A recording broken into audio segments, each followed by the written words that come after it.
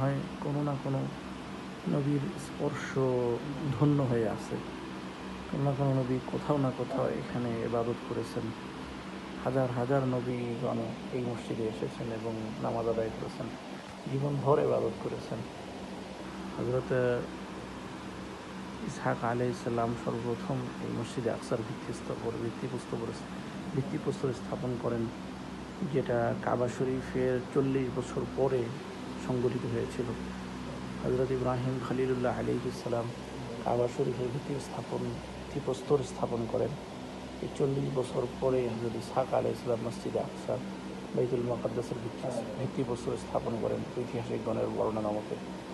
আর এই জায়গাগুলো হলো সেই প্রাচীনতম জায়গা যেখানে নবীগণ এসেছেন। এবং আরও কিছু জায়গা রয়েছে মূল ভবনের, মসজিদ আকসার মূল